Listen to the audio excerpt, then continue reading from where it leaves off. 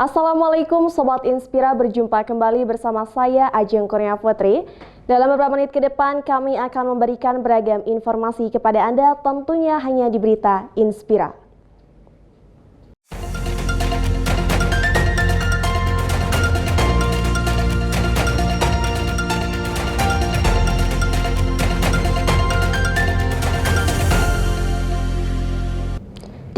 Ribu lebih bantuan stimulan di tahap 4 untuk perbaikan rumah yang mengalami rusak sedang dan rusak ringan akibat gempa berkekuatan 5,6 magnitudo. Diperkirakan selesai pencairannya di bulan Desember tahun ini.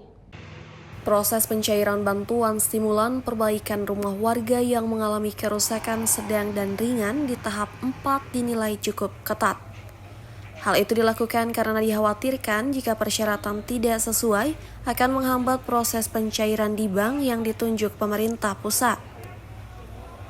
Mereka yang mendapatkan bantuan yaitu warga yang terdampak gempa berkekuatan 5,6 magnitudo di Kabupaten Cianjur. Untuk tahap 4 ini sebanyak 3.600 lebih bantuan stimulan perbaikan rumah warga yang terdampak gempa dicairkan. Pencairan diterima warga secara langsung melalui bank sejak bulan Juni tahun 2024 dan diperkirakan selesai bulan Desember tahun 2024. Sebelumnya di tahap 1 hingga tahap 3 bantuan stimulan perbaikan rumah warga yang mengalami rusak berat dan rusak ringan sudah dicairkan sejak tahun 2022 hingga tahun 2023 yang lalu. Bantuan stimulan perbaikan rumah warga ini dibagi 3 kategori, yaitu rumah warga yang mengalami rusak berat, rusak sedang, dan rusak ringan. Menurut Kepala Bidang Rehabilitasi dan Rekonstruksi Pasca Bencana Gempa, Nur Zaini, 30.600 lebih bantuan stimulan untuk perbaikan rumah warga yang terdampak gempa di tahap 4 atau tahap akhir ini. Pencairannya sudah dimulai sejak bulan Juni dan diperkirakan selesai bulan Desember tahun ini. Memang masih ada beberapa yang belum masuk ke dalam data atau belum mendapatkan bantuan, yang mudah-mudahan ada program ke depannya untuk menangani hal tersebut. Jadi sampai saat ini, alhamdulillah pencairan untuk tahap ini sudah mencapai 98%. Mudah-mudahan target kita pengennya di bawah tanggal 21 November itu sudah selesai, karena kalau menginjak tanggal 21 November itu berarti penanganan pasca bencana khususnya bantuan stimulan itu menginjak 2 tahun pas 2 tahun 21 November.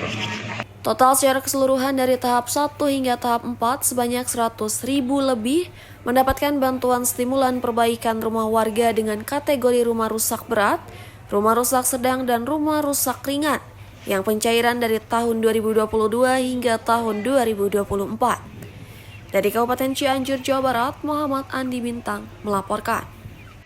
Jalan Layang Mohtar Kusuma Atmaja atau biasa dikenal dengan Flyover Pasupati ditutup sementara pada Selasa dini hari. Penutupan ini dilakukan selama 4 hari untuk menguji kelayakan jembatan. Ratusan karung atau sebanyak 25 ton pupuk bersubsidi berhasil diamankan jajaran Satuan Reses Kriminal atau Satreskrim Polres Garut, Jawa Barat.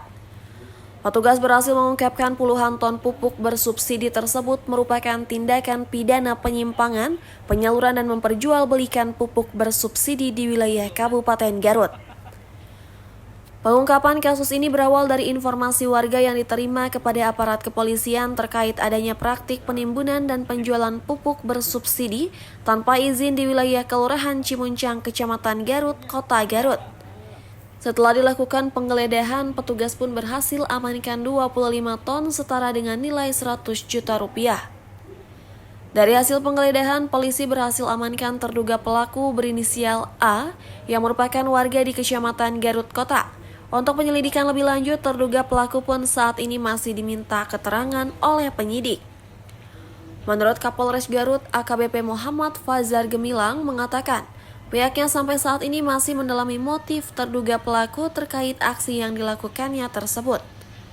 Berdasarkan pengakuan sementara, terduga pelaku terlibat dalam praktik ilegal ini dengan membeli pupuk di salah satu toko, kemudian melakukan penimbunan dan menjual pupuk bersubsidi jenis urea dan NPK Ponska dengan harga di atas harga eceran tertinggi. Aksi yang dilakukannya tersebut sudah berjalan sekitar 6 bulan yang lalu. Yang bersangkutan saat ini sedang dilakukan pemeriksaan yang nantinya akan dilakukan penyidikan. Apabila telah dilengkapi bukti-bukti yang lengkap yang cukup, kita akan naikkan ke proses penyidikan. Jajaran Satreskrim pun saat ini terus mengembangkan dari kasus penyelewengan pupuk subsidi tersebut. Terduga pelaku diancam dengan hukuman berbagai undang-undang berlapis. Dari Garut, Jawa Barat, Bobby Roska melaporkan. Informasi peristiwa dan kriminal akan hadir sesaat lagi, tetaplah bersama kami.